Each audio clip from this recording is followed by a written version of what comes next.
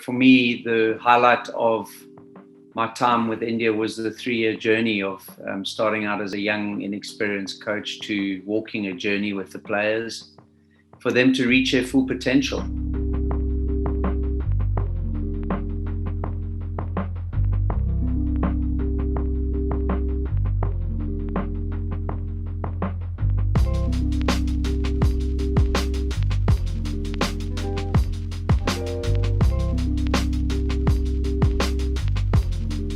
Yeah, I think it was a journey really with the Indian players in terms of the team going from an average performing team to the best team in the world. I mean, that's kind of where it was. There was always talent in the team and skill and ability, but I think it was just helping the team understand how everyone needed to fly in formation. I mean, that's what teams are about, rather than just a bunch of individuals coming together and expecting things just to happen. There's certain things that you do in a team environment that allow consistency for performance, and it was just helping the team highlight what those things were. I think that's what coaching's about. I don't feel necessarily feel that I need to be lifting trophies. The players lift the trophies, and I just enjoy the work. For me, the highlight of my time with India was the 3-year journey of starting out as a young, inexperienced coach to walking a journey with the players for them to reach their full potential. And I think that's that is the highlight for me. That we could really excel over a 3-year period, and watching individuals have some of the most prolific performance times of their careers. Certainly a lot of the batsmen were playing the best cricket of their lives at that point, so that was the fun part.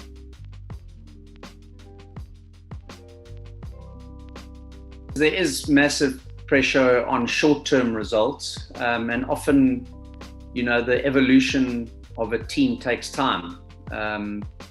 The danger in any franchise is to make crisis management decisions where you chopping and changing the team a lot because you think someone else is going to do a better job than the guy that you originally put in the team. And I think one needs to be careful of that.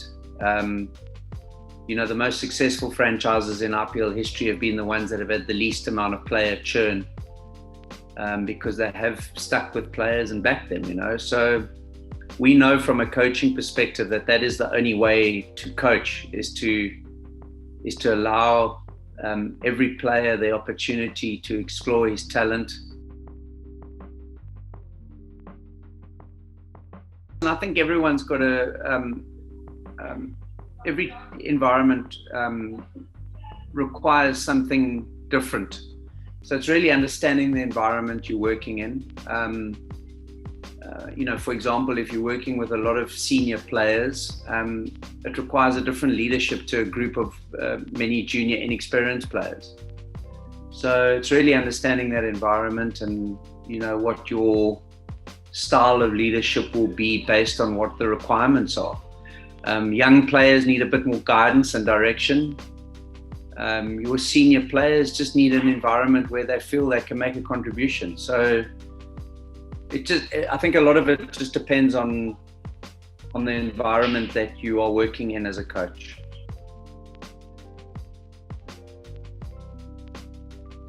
It's incredibly fulfilling because to be able to work with players, young talented players who don't necessarily have access to opportunity like a lot of other players do, and to provide them with that opportunity is particularly fulfilling. I just wonder, in countries like India and South Africa and all test playing nations, how many kids there are out there that are really talented but just never get the opportunity to showcase their talent because they don't have a cricket bat that they can afford to get, or they don't have a cricket field that they could potentially play on. and they don't in their jurisdiction have, you know, an academy where they could go down and show people how talented they are. Or they just don't have access to the game at all. In South Africa, that's a big problem for us, especially in our poorer communities. Access to the game of cricket is not always there. I guess different to India, but I mean, if you looked at all informal sport taking place in India, it seems like it's mainly just cricket matches going on, whereas in South Africa, it's probably football matches, to be honest with you, in the informal sector. So our foundation has just tried to take the game of cricket into one of those areas and create a high performance facility where talent, you know, essentially an academy facility where, you know, young talented players can walk a couple of 100 meters from their home and come and hit balls in a nice indoor center or a field that they can practice on.